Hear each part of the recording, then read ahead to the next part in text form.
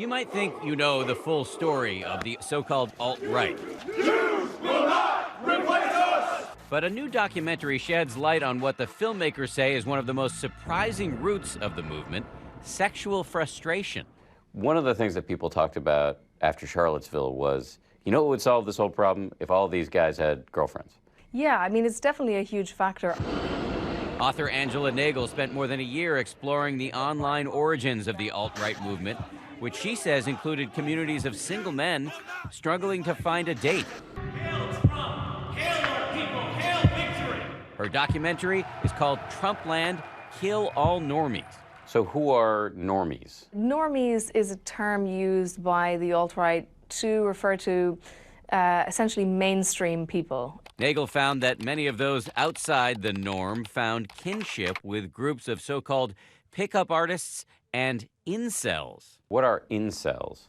They're involuntarily celibate men. And so the incel kind of forum world was very much about expressing your frustration with being celibate.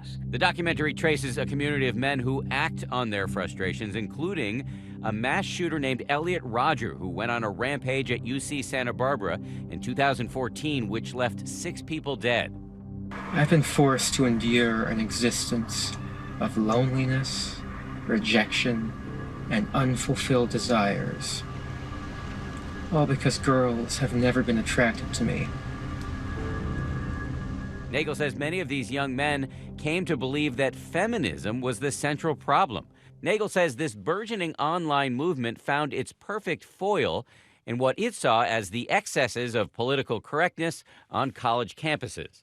They came into contact with these kind of ultra PC, highly sensitive kind of cultures online, which actually allowed them to be quite funny, you know, and to kind of poke fun at the earnestness of these kind of ultra-sensitive language policing online cultures. Giving way to so-called safe spaces and a hierarchy of perceived injustice. It has definitely gotten to a point where privilege is being treated as gambling chips.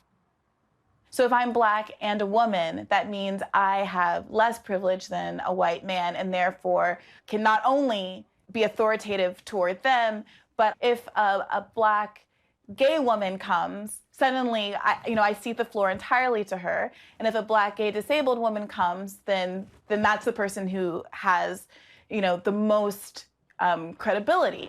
We got a sense of what critics of the left say they find so objectionable on a recent visit to the University of Utah. Ben Shapiro, a conservative commentator and podcaster, showed up on the campus, and there were protests against him. And I interviewed one young person who had been vowing to shut the event down. And I said, well, that doesn't really comport with the First Amendment. I don't care. You don't care? I don't care. Why not?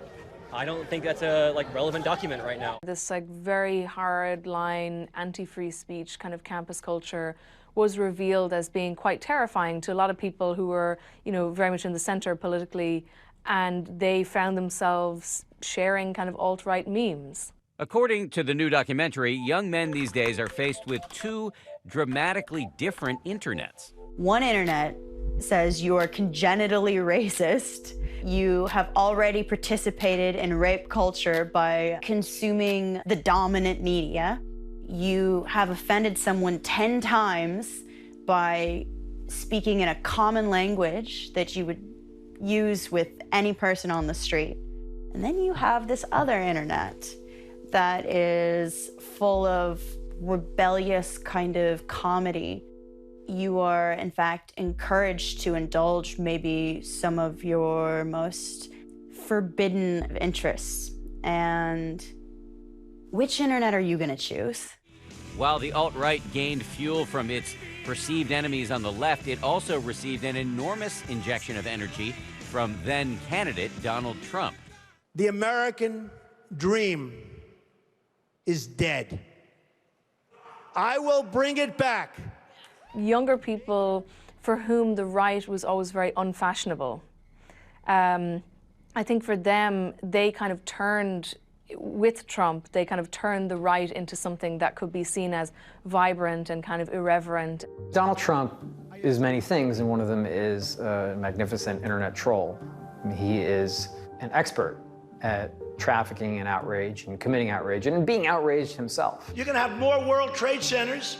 It's going to get worse and worse, folks. We can be politically correct and we can be stupid, but it's going to get worse and worse. There's an attitude that I think is attractive, especially if you're a loser online. You're involved with this cause that's so powerful it will overthrow the rest of the government. This anarchy online became all too real in many people's minds over the summer in Charlottesville. I think Charlottesville was the moment when nobody could really, with a straight face, say that this was irony anymore. We were witnessing this movement of online trolls become an actual physical militant movement. In the documentary, Nagle attends the National Policy Institute's annual conference, a white nationalist think tank led by Richard Spencer. What if it came down to either your vision never happening or having to have that violent confrontation? The existence of my people is not negotiable. But what if they don't want to go along with your movement? We'll force them to be free. Through force or not, Spencer's alt-right has its sights set on expansion, possibly moving far beyond traditional party lines. The pool of people that's next is going to be those white Bernie voters. I think that they are quite strategically clever, and they know that they can potentially drive a wedge where there is already a bit of tension on the left. How do we move forward from here as a country? Nagle says the solution lies not on the extremes, but instead with the rest of us, the so-called normies, finding a way to live together. For Nightline, this is Dan Harris in New York City. You can see the full documentary Trumpland, Kill All Normies, Friday, January 26th at 9 p.m. on Fusion.